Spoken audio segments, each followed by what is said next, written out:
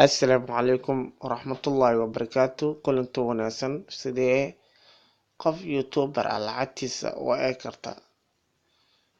Play Store-ka ayaa kala soo degi kartaa.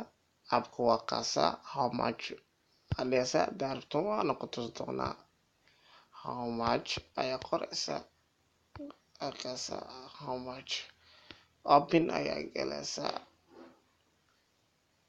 qof walba youtuber ah waa fiirin kartaa lacagtiisa. Hadda waxaa fiirinayna ninka la dhahayo Idrisle Cabdi.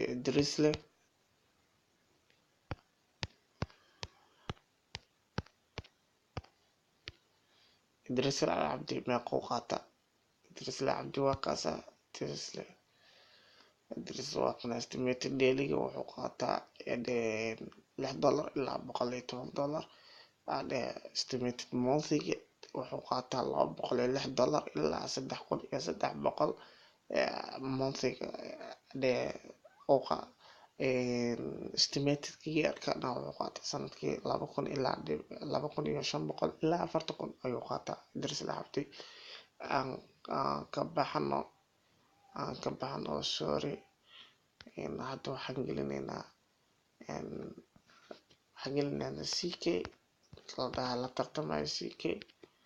CK muxuu qaataa asigana? CK lacagtiisu waa kana.